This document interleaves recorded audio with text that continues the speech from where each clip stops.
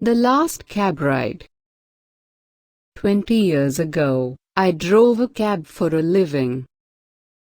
One time I arrived in the middle of the night for a pickup at a building that was dark except for a single light in a ground floor window.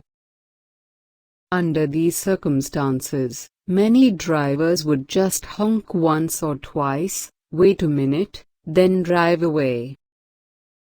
But I had seen too many impoverished people who depended on taxis as their only means of transportation. Unless a situation smelled of danger, I always went to the door. This passenger might be someone who needs my assistance, I reasoned to myself.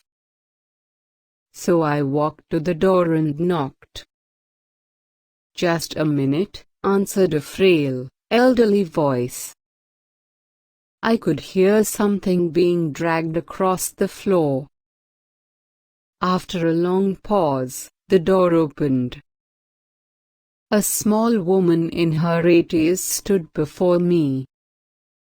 She was wearing a print dress and a pillbox hat with a veil pinned on it, like somebody out of a 1940s movie. By her side was a small nylon suitcase. The apartment looked as if no one had lived in it for years. All the furniture was covered with sheets. There were no clocks on the walls, no knickknacks or utensils on the counters. In the corner was a cardboard box filled with photos and glassware. "Would you carry my bag out to the car?" she said. I took the suitcase to the cab, then returned to assist the woman. She took my arm and we walked slowly toward the curb. She kept thanking me for my kindness. "It's nothing," I told her.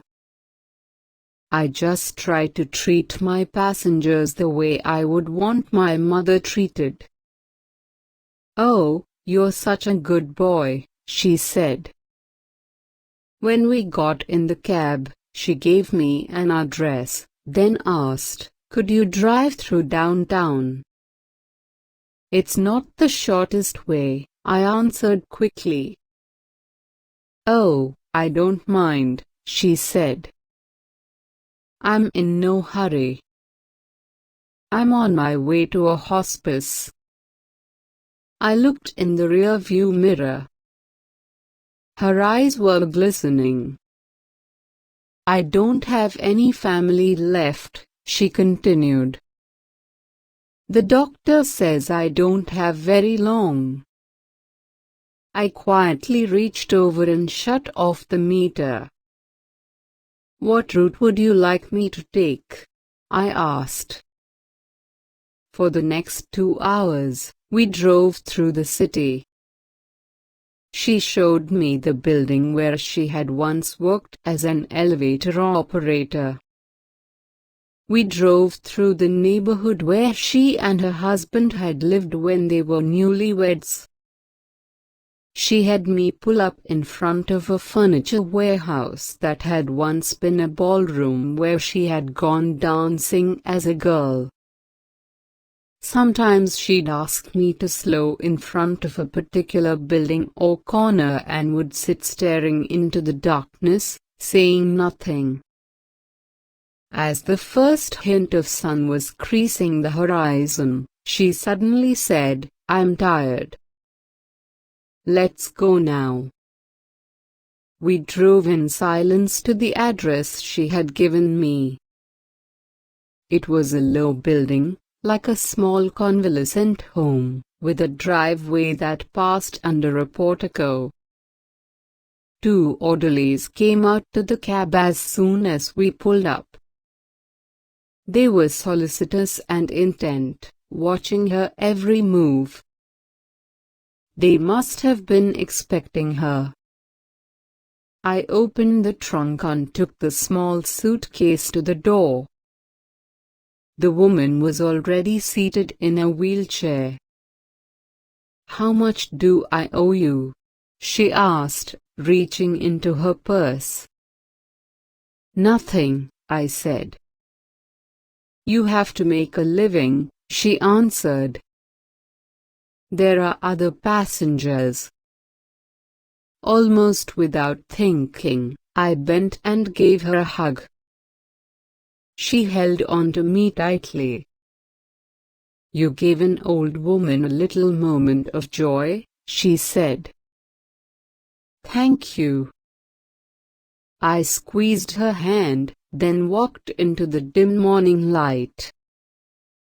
Behind me, a door shut. It was the sound of the closing of a life. I didn't pick up any more passengers that shift. I drove aimlessly, lost in thought. For the rest of that day, I could hardly talk. What if that woman had gotten an angry driver, or one who was impatient to end his shift? What if I had refused to take the run, or had honked once, then driven away?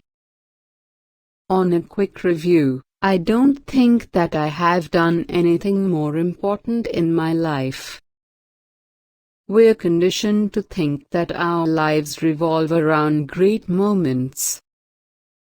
But great moments often catch us unaware, beautifully wrapped in what others may consider a small one.